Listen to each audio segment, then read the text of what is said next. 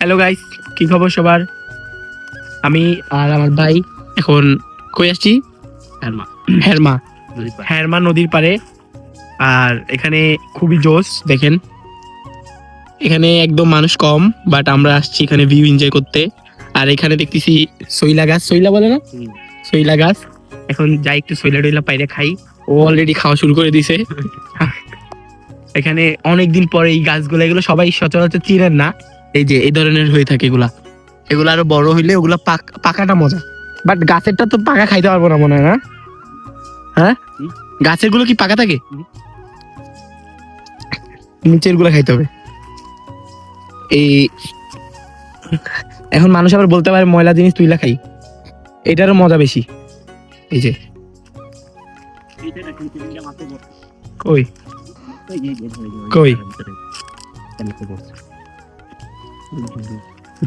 কাটা দেখে মতো লাগে। কাঁচা বেটা,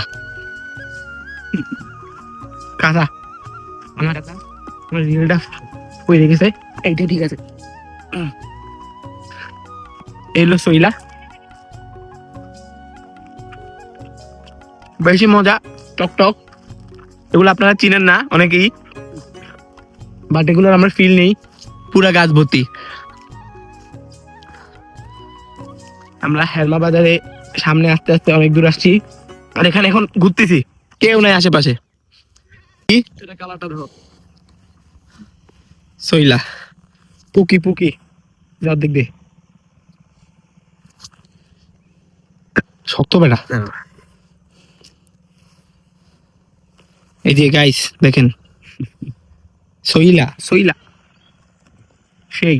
চল, আমি আর আমার ভাই প্ল্যান করছি রাতের বেলা রস চুরি করতে হবে। রস খাইছিলাম মাঝখানে, বাট চুরি করে খাওয়ার মজাই আলাদা, কি বলো সাজ্জাদ?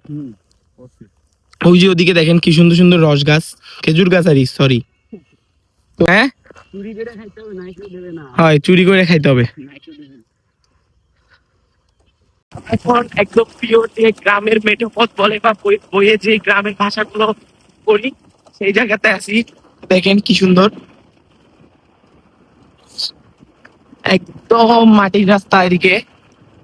আর এই জায়গা, এই যে ঘরগুলা দেখতেছেন এখানে, এই যে জুম করে একটু দেখাই, এই ঘরগুলো হলো সরকারি ঘর। সরকারের তরফ থেকে যে ঘরগুলো দেওয়া হয় মানুষের জন্য, ওগুলো। এখানে অনেক কয়টা ঘর এক লাইনে সেম একটা পরিবেশ।